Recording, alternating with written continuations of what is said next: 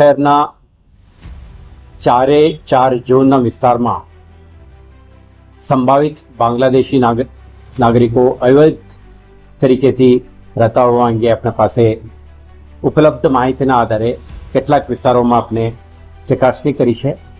500થી વધારે સ્ત્રી પુરુષોને તેમને જુદા જુદા પોલીસ સ્ટેશન વિસ્તારોમાં બોલાવી એમના ડિટેલ્ડ વેરિફિકેશન આપણે કરી છે.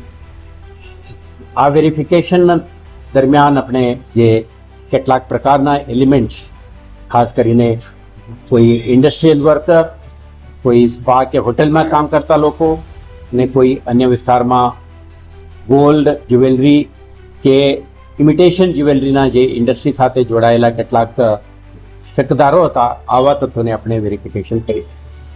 આ રીતે કરેલ ચકાસણી દરમિયાન આપણે 5 જેટલા ઇસમો જેમના પાસે ઓરિજિનલ કે કોપીઝ ઓફ જે બાંગ્લાદેશ આઈડેન્ટિફિકેશન કાર્ડ છે એવા ડોક્યુમેન્ટ પણ આપણે મળ્યું છે, જેમના આધારે આપણે એમને સસ્પેક્ટ બાંગ્લાદેશી નેશનલ તરીકે ગણીને આગળની તપાસ હાથ ધરી છે.